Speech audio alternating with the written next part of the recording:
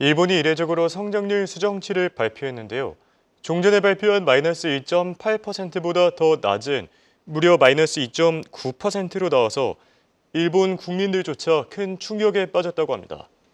이런 가운데 일본 정부가 경기 부양의 일환으로 발행한 신권에 일제 수탈의 핵심 인물이 담겨 큰 논란이 되고 있는데요. 해당 문제에 대해서 한국경제신문 한상준 눈썹위원과 얘기 나눠보겠습니다. 안녕하십니까? 네, 안녕하십니까? 매월 첫째 주는 고용 지표가 집중적으로 발표되는 시기죠. 미국 쪽에서요. 그런데 경기 침체 그리고 금리 인하 가능성을 동시에 높이지 않았습니까? 네, 사실 경기 침체 이렇게보다는 경기 둔화 예. 쪽으로 이렇게 표현이 미국 경제는 좀 맞지 않냐 하는 생각이 드는데요. 예. 어쨌든 지금 미국의 현지 분위기 보면 TV 토론 이후에 트럼프 후보가 지금 신이 났습니다. 사람도 모이고 자금도 이 바이든을 그렇죠. 완전히 압도하는 분위기예요. 기업도 모이고 그래서 사람과 기업과 그냥 돈이 모인다 해서 트럼프가 그 화색을 짚고 있는데요. 사실 정치적인 측면에서는 오늘도 테슬라가 물론 엔비디아가 조금 오르긴 했지만 테슬라가 굉장히 많이 올랐죠. 그렇죠. 그래서 기업 중에서는 일전에 이 방송을 통해서 말씀드린 대로 테슬라가 굉장히 많이 오르고 있다 이렇게 보게 됐습니다. 오늘 좀 정말 많이 올랐네요. 예. 오늘 일찍이죠. 네. 그래서 사실은 지금 상태에서는 워싱턴 정가를 중심으로 해서는 바이든이 언제 자진 사퇴하느냐. 지금 시간이 가면 갈수록 사람과 돈과 기업이 트럼프에 몰리다 보니까 예. 민주당 입장에선 자구책을 측면에서 바이든에 대한 자진 사퇴 압력이 계속되는 이런 상황인데요. 의회 인물이 좀 부각되는 것 같습니다. 지금 상태에서는 버락 미셀 오바마 이 정도는 좀 나아야 되지 않느냐 해서 예. 본인도 좀 신경 변화가 있다 그래요. 우리가 이렇게 1차 TV 토론 이후에 민주당의 대안으로 미셀 오바마를 좀 많이 들었는데요. 예. 그런 분위기가 좀 감지된다 이렇게 보게 됐습니다. 아무래도 미국은 지금 매월 첫째 주는 고용지표죠. 그래서 고용지표가 발표되는데요. 아시겠지만 각종 고용지표 지금 예상보다 많이 좀 둔화된 거로 나오고 있죠. 예. 그리고 이제 관건은 이제 금요일에 미국 시간으로 내일에 5월 그 실업률이 지금 발표되는데요. 4월 달께 발표됐던 게 이제 완전 고용 수준 상단이 3.9%인데 4% 나왔죠. 그렇죠. 지금 상태에서 한 4.1 정도로 해서 완전 고용 수준은 상단을 벗어나는 게 아니냐. 그러면 노동시장이 타이트한 게 좀 둔화된다는 예. 얘기죠. 그래서 지금은 경기 둔화이다. 금리 인하 가능성이 높아지는데요. 사실 미국의 증시에서 보면 경기 민감한 다우존스 지수는 오늘 반나절의 장세기간 떨어지고 그렇죠. 금리에 민감한 나스닥 같은 경우는 올랐다 이렇게 보게 됐습니다. 그리고 가장 관심이 있던 것이 이제 국제시장이죠. 예. 뭐 시청자 여러분 아시겠습니다만 TV 1차 토론 이후에 트럼프 텐트럼 현상이 발생되는데요. 지금 대서양 건너편에 파월 의장의 발언 예. 그리고 오늘은 이제 국제시장에서 큰 이슈가 없었습니다는 아무래도 고용지표 둔화되다 보니까 예. 미 금리가 트럼프 텐트럼 현상을 진정시키는 이런 모습을 보였다 이렇게 보게 됐습니다. 아무래도 이제 금리가 이렇게 인하 가능성이 높아지면 시청자 여러분한테 가장 관심 있는 게 달러 가치죠. 그렇죠. 그래서 금리 인하 기대에도 불구하고 사실 오늘 외환시장의 뚜렷한 모습은 어제도 말씀드렸습니다는 투 트랙 움직임, 이원적 모습이 굉장히 뚜렷해지는 양상인데요. 오늘 달러 인덱스는 전일보다 떨어졌습니다. 한 100원대로. 그러나 엔달러 환율은 거꾸로 올라가는 모습. 지금 달러 인덱스는 이렇게 떨어졌죠. 그렇죠. 고용지표. 엔달러 환율은 161.63엔으로 오히려 거꾸로 올랐습니다. 그래서 투 트랙 양상이 오히려 뚜렷해지는 양상을 어제 짚은 대로 지금 오늘 시장에서 미국의 금리 인하 가능성이 높아졌는데도 불구하고 예. 양상을 보이는 건 이건 일본 내부적 문제다 이렇게 보시면 되겠습니다. 자, 어제 깜짝들 놀라셨죠? 원화환율이 850원대, 857원까지 떨어졌습니다. 그렇죠. 아마 엔화 투자자들이 굉장히 곤혹스러웠을 건데요. 지금 원화환율이 850원대 가는데요. 오늘은 사실 이게 850원 선마저 붕괴될 수 있는 소지가 있습니다. 왜냐하면 분모의 엔달러 환율이 좀 올라가고 예. 그다음에 원달러 환율이 좀 떨어지는 그러면 이제 850원은 깨지게 되겠죠. 예. 어찌됐든 850원 깨지면 아마 엔화 투자 권유했던 국내 그 금융사 입장에서는 비상이 걸리지 않겠나 하는 생각이 듭니다. 예. 이렇게 엔화 가치가 정말 말 그대로 끊임없이 추락하고 있는데요. 여기에 충격적인 내용이 하나 발표됐었죠. 일본의 성장률 수정치 이 내용 자체가 참담하지 않았습니까? 네. 사실 우리 언론에 담당하는 국제금융 한 36년 종사입니다는 어제 일본이 성장률 또 발표했더라고요. 근데 뭐 시청자 여러분 아시겠지만 미국은 3번 같은 분기에 3번 발표하는데 일본은 2번 발표합니다. 그렇죠. 예비치, 속보치, 확정치 나왔거든요. 마이너스 1.8. 근데 또 발표했습니다. 3번 발표했습니다. 그래서 전 기자들 일본 특파원조차도 혼란스러웠었는데요. 수정치가 마이너스 2.9% 됐습니다. 그리고 요거 마이너스 1.8%는 최종치입니다. 근데 이번에 다시 최종치를 해서 개정치가 나왔습니다. 수정치보다는 개정치가 더 좋은 게 아닌가 하는 생각이 듭니다. 이렇게 해서 우리가 미국에서 보면 포텐셜 중간에 이렇게 발표되는 그 수치를 수정치로 잘못, 이게 이제 잠정치인데요. 자꾸 수정치하려니까 이렇게 혼란이 나오거든요. 개정치다 이렇게 보시면 되겠습니다. 근데 개정치 한번 보겠어요. 마이너스 지금 2.9% 나왔습니다.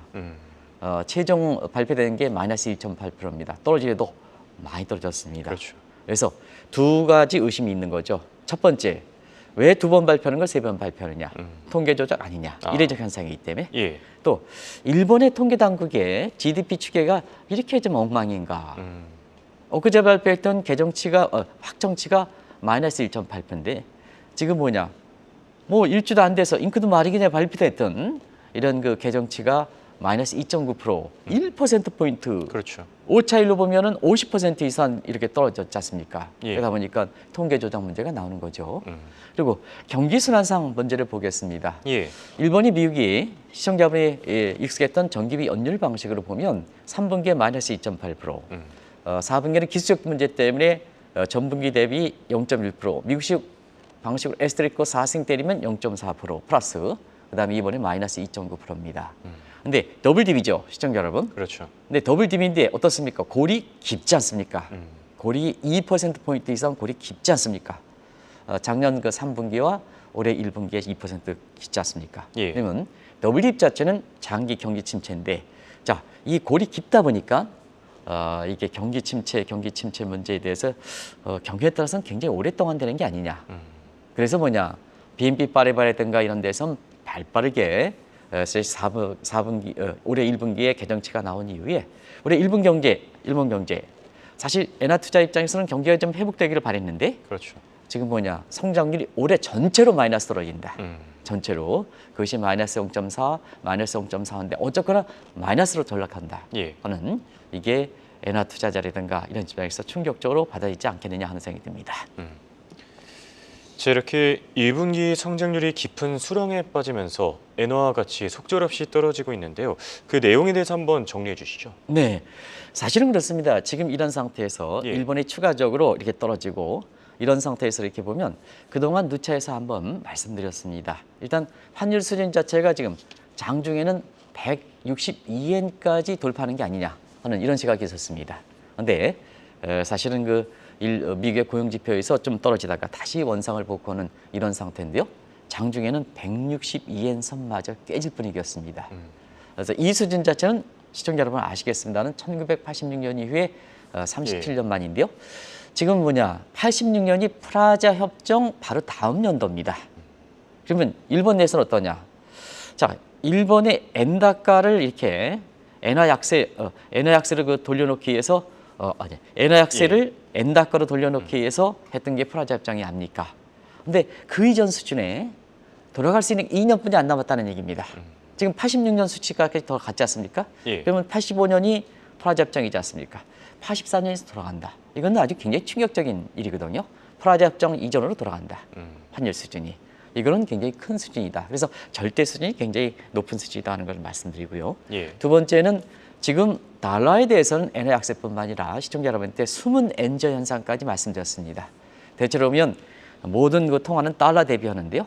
일본은 뭐냐, 달러뿐만 아니라 한국의 원화, 중국의 위안화, 베트남 동화, 그다음에 인도네시아 루피아, 대동아 공여권을 해서 일본이 그 지배했던, 일본 입장에서는 일본의 자존심이 살려있던 이런 국가의 통화에 비해서 지금 약세를 보이는 상황이거든요. 그렇죠. 일본 군유 입장에서는 대동아권, 최근에 극우 세력, 극우 신권 정책이 다시 나오는 이런 상태에서 이게 뭐냐, 일본이 강점기에서 있었던 것과 비해서 통화치가 약세가 이렇게 보인다는 것은 일본 국민 입장에선 충격적으로 받아들인다. 특히 극우 세력일수록 충격적으로 받아들인다. 그런 걸 말씀드리겠습니다. 네. 자, 문제는요. 이렇게 경기가 침체되고 또 엔화 가치가 떨어진다면 가장 당혹스러울 사람이 누군가? 뭐 기시다 총리도 많이 당황스럽겠지만 그만큼이나 우에다 총재의 상황이 심각해지지 않겠습니까? 네, 일단은 우에다 총재가 가장 심각하겠죠. 예, 해볼 거 다 했지 않습니까? 그렇죠. 해볼 거 다 해봤는데 경기도 살아가지 않고 그다음에 엔화도 이 출구 전략대로 엔화 강세가 유도하기 어렵고 예, 그다음에 이제 해볼 건 다 해봤죠. 이런 상태에서 지금 뭐냐 일본의 1분기 성장률의 총세 항목별로 한번 보겠습니다. 민간 소비, 건설 지출 이 부분이 내수가 침체된 게 주요인이거든요.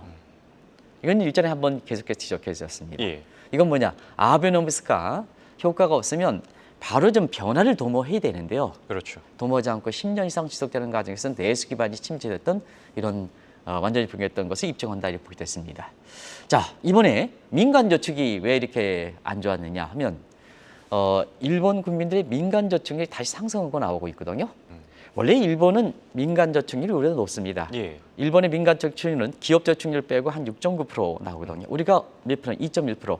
우리보다 일반적으로 경제 발전이 높으면서록 저축률이 떨어진다 하는데요. 왜? 크레딧이 올라가기 때문에. 예, 근데 우리보다 뭐냐? 우리보다 사실 경제 발전은 높습니다는 우리 민간 저축률은 지금 2%로 깨지를 보고 있습니다. 씁니다. 우린. 근데 일본은 뭐냐? 민간 저축률이 6.9%입니다. 우리보다 3배 이상 높습니다. 이게 일본 사람의 독특한 특성이거든요. 예. 최근에 왜 일본 경제 민간 저축이 다 올라갔냐? 아, 저거 기시다가 흔들리고 매일 흔들리는데 미래가 불확실하니까 일본 국민의 저축성이 높은 상태에서 보면 민간 저축률이 올라가겠죠. 그러다 보니까 어떠냐? 올해 임금 상승률 5% 이상 됐습니다. 예. 2분기 성장 높지 않느냐? 높긴 왜 높습니까? 민간 저축률이 올라가는데 임금 상승률 미래가 불확실하니까 다 저축으로 다 하는 거죠. 그렇죠. 그러다 보니까 뭐냐? 2분기 성장률 지금 상당히 안 좋게 나오고 그다음에 사실 BNP 파리바라든가 이런 데에서는 올해 성장률을 마이너스로 놓쳐주는 원인이다 이렇게 보게 됐습니다. 예. 의외도 어렵죠. 그래서 시청자 여러분 아시겠습니다. 지금 N투자가 입장에서 가장 관심이 되고 있는 7월 말 회의 여기에서 우리나라가 추가 금리 인상할 것이지 아니냐, 그다음에 7조 원 정도 큐티를 단행하는 게 아니냐, 그러면 엔화가가 되지 않느냐. 지금 상태에서는 시청자 여러분 아시겠습니다. 엔화가 강세가 되면 내수가 침체된 게 이번에 확인됐지 않습니까? 예. 엔화가 강세돼서 그나마 일본 경제를 봐주고 있는 수출마저 이렇게 안 좋을 때는 일본 경제 대침체되는 거죠. 되는 거죠. 그래서 일전에 한번 좀 가두어지 않았느냐 하는데 한시 개비입에 잃어버린 40년 얘기 아마 1분기 성장률의 개정치 마이너스 2.9% 떨어지고 예. 올해 연간 성장률이 역성장할 것이다 하는 측면에서 잃어버린 40년 우려가 극우 세력을 중심으로 해서 다시 등장하고 있다 이렇게 보게 됐습니다. 예.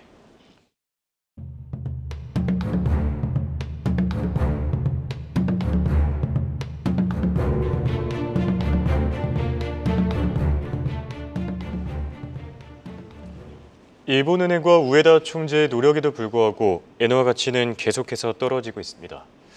자, 이렇게 경기 침체 그리고 엔저를 방어할 수 없다면은 일본은행과 우에다 총재가 아니라 기시다 정부라도 나서야 되는 거 아닙니까? 네, 사실은 나서야 되는데요. 예. 서방 선진 7개국의 최고 통수권자들 현지 다 지금 어렵죠. 바이든, 트럼프 어렵지 그렇죠. 않습니까? 마크롱 어렵죠. 오늘 아까 그 캐스터께서 예. 유럽과 관련된 얘기를 했습니다는 수낙 더 어렵죠. 아마 수낙은 참패할 거로 나오고 있습니다.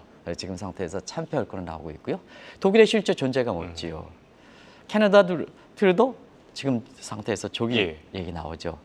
이런 상태에서 그나마 버티는 게 이태리의 멜로니 정도가 예. 버티고 있는데 여기도 좀 어렵습니다. 그래서 서방 선지 7개국 통수권자들이 전부 지금 어려운 상황이다. 일전에 한번 말씀드렸는데요. 상황이 더 우리가 진단해내고 더 어려운 상황이 되는 것 같습니다. 그중에 가장 어려운 사람이 누굴까 하는 측면에서는 기시다 총리가 가장 어렵다 이렇게 됐습니다. 바이든의 지지도는 떨어진다 하더라도 예. 약 한 33%대는 유지하고 있습니다. 내지는 뭐 37%까지 유지하고 있습니다. 트럼프가 지금 47%까지 올라갔으니까. 근데 기시다 총리는 지금 갖은 악수가 됐죠. 이런 것은 뭐 시청자 여러분 민생정책 실패로 인해서 디지털 주민증 오류, 그다음에 소비세 인상 예. 뭐 이런 것, 감세 정책도 실패 이런 게 전부 실패했던 원인이죠. 근데 여기에 시청자 여러분한테 지난주인가요? 한 20% 밑으로는 떨어지지 않겠느냐. 지난주에 19%, 20% 깨졌습니다. 예. 일본이 뭐냐? 이번 주 들어서 기시다 총리의 지도 같은 경우는 15%까지 떨어졌습니다. 아. 15% 떨어졌습니다. 자막이 이제 돌아가겠습니다는 15%까지 떨어졌습니다. 그러다 보니까 뭐냐? 기시다 총리의 국민 지도가 15%입니다. 시청자 여러분, 기시다 총리의 국민의 지도가 15%입니다. 일본 국민 애국심 강화입니다.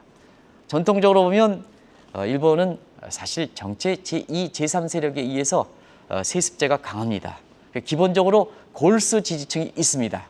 그럼에도 불구하고 기시다의 국민 처지가 15% 떨어졌다는 것은 사실상 좀비다.